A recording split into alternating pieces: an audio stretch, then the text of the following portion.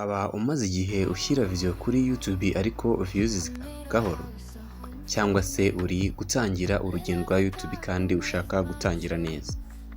Iyi video ni wowe igenewe, nkuhaye ikaze.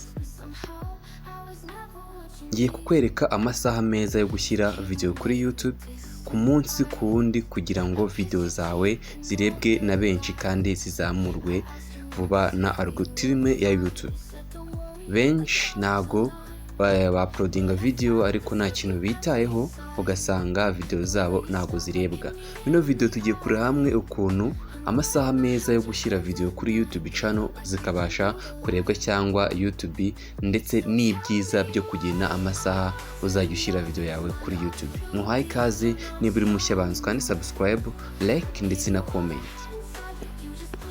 Iyo ukize video igihe audience yawe iri online, amahirwe ni menshi kuhita uboneka, ugahabwa urujya n'uruza traffic rwinshi mu masaha make.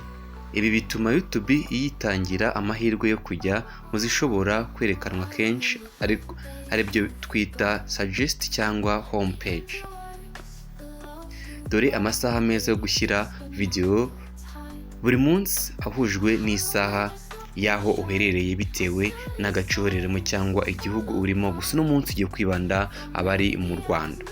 Kuwa mbere byibura ugomba gushyiraho video yawe saa 6 cyangwa saa 9 mu masaha mu gitondo cyangwa nyuma saa 6, nibwo abantu benshi baba bicaye hamwe. Hari abanyeshuri bagiye muri lunch, nibwo babona amasaha yo kuba nibwo baba bicaye hamwe. No kuvuga ngo mu minsi isanzwe nko kuwa mbere video yabyibuze yakagiye kujya ijya ku rubuga rwa YouTube channel saa 6 zuzuye cyangwa saa 9 za nyuma saa 6. Abantu benshi baba bari ku kazi, nase n'abari ku ishuri baba bari lunch cyangwa bagiye mu karuhuko. Urukumva rero byakabaye byiza ko wajya ushyiraho iyo video yawe muri ayo masaha, kuko benshi nibwo babonye umwanya yo kureba izo video. Noneho ushobora gushyira none saa 9 za nimugoroba, saa 11 cyangwa saa 1 kujya saa 1. Abantu benshi bavuye mu kazi bahugiye kuri telefone. Kuwa kabiri none ushobora gushyira video yawe saa 8 cyangwa saa 8 kujya saa 10. ni igihe views zizamuka, ndetse mbashikaza kujya mukoresha kuwa kabiri kuko abantu benshi nibwo baba batangiye bameze neza. None ushobora gushyiraho video yawe nko mu saa 12 kujya saa 2. benshi baba bari mu rugo kandi bari no kuri YouTube bari gukoresha amatelefoni yabo. Kuwa gatatu ushobora gushyiraho video yawe guhera saa 6 kugeza saa 9 cyangwa hagati ya saa 11 kugeza saa 1.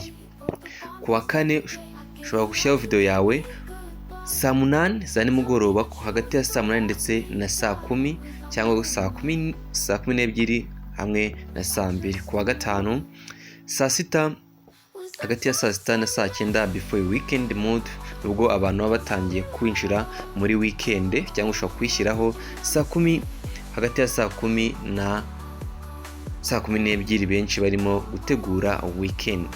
Noneho mu minsi ya weekend, abantu benshi baba bafite akaruhuko ndetse banafite n'umwanya wo kureba za video uba washyizeho, ariko hari amasaha meza ugomba kuyishyiraho byibura saa 3, hagati ya saa 3 na saa 5 cyangwa saa 9 na saa 11. Ku cyumweru naho wabigenza gutyo. N'ubundi ushobora kwishyiraho saa 3, hagati ya saa 3 na saa 12 cyangwa saa 9 na saa 11. No kuvuga ngo ni byiza gushyira mbere yayo amasaha gato kugira ngo igere kuri audience igihe iri online. None se niba amasaha rusange atagenwa n'abakurikira, wowe ushobora kureba amasaha yawe bwite muri YouTube.